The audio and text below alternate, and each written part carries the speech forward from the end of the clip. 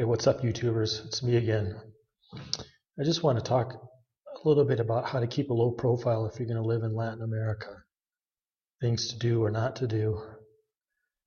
If you want to be safe and sound and have a nice life, you might consider leaving all your bling bling, your expensive habits at home. Why do I say that? Well, a lot of people come down here with their gold watches and their nice clothes, and they get hassled, they get picked on. They get taken advantage of quite a bit. That's not to say you can't have nice things, but just be careful how you go about doing things. If you want to keep a low profile in Latin America, dress down a little bit. You need a lawyer. That's the most important thing. You need a lawyer. If you're going to live well here and adjust to everything, you're going to need a lawyer to help you with things.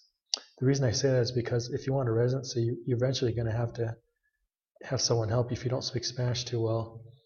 And a lawyer can show you a lot of different options you're probably not going to be aware of unless you have a lawyer. A lot of people, when they're applying for second residencies, don't really consider all the details, because there's some retiree visas that you can get that will not give you a second residency or permanent residency, which will lead to a passport, just to put that out there. But since we're talking about how to keep a low profile, I just want to take a few minutes to talk about the importance of having a corporation. If you have a local corporation, you can put whatever assets you want into it, and that will shield your name. Your name won't be on anything if you want to keep a low profile. So people can't go down to the municipality and look up your company, and your name won't be on it, so they can't see what assets you own or don't own. Now, of course, they can make a few assumptions, but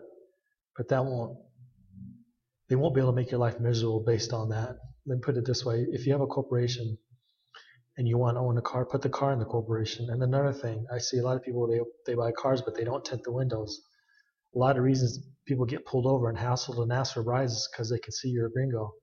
That's one of the points of having tinted windows on a car, just to put that out there.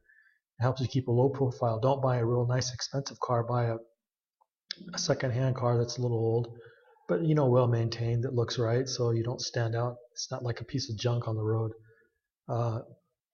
You can put your car in it. You can put almost anything in a corporation down here. But the main thing is to have a buffer between you and your assets. So, like, for example, if you want to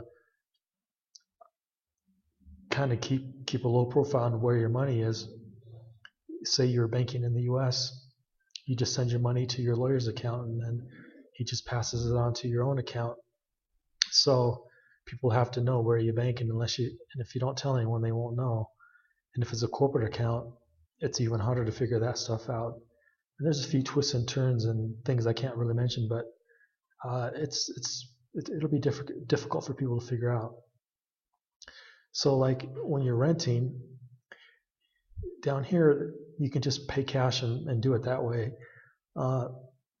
Same thing with utilities, because a lot of times utilities can be included, not always, but they can be.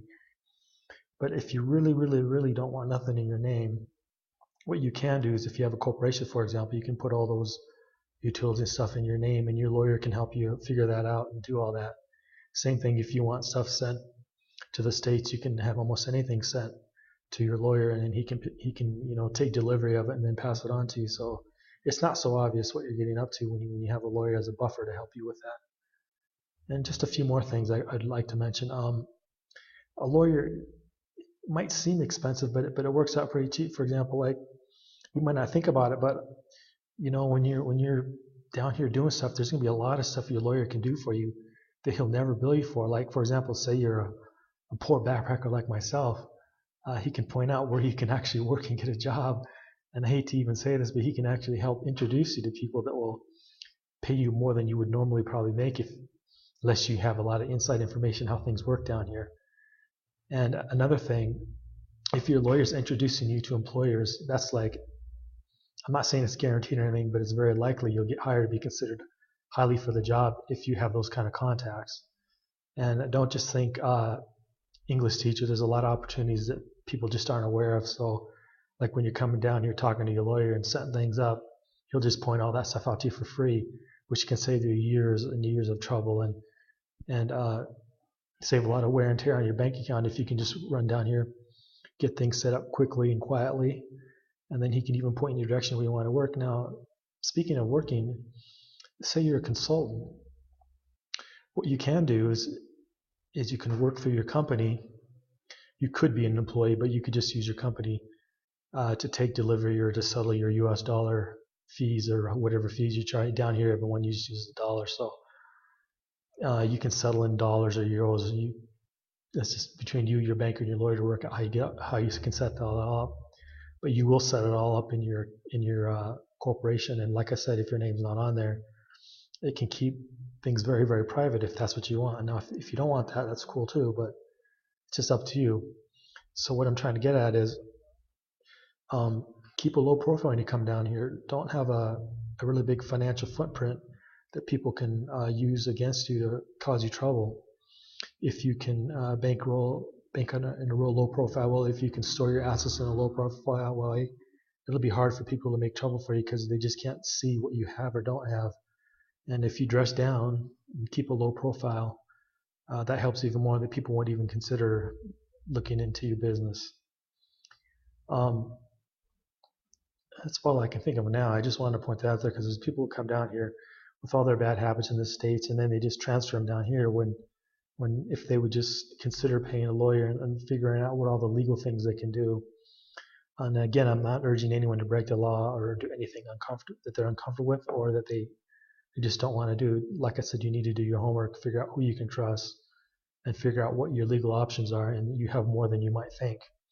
And I say that from the point of view of a person with a lot of money. If you're really on a budget, there are places in Latin America where you can basically start all over, have a pretty low profile life, have a low maintenance life, kind of a stress-free life, if you will.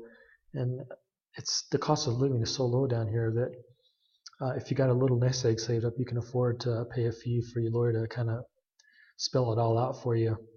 And in the end, it pays you too, because you learn a lot faster than all your other compatriots who are coming down here who don't have a lawyer. It'll take them 2 to 3 or 4 years to figure all this out by themselves. And some of them will never figure it out. They'll live here down here the whole life.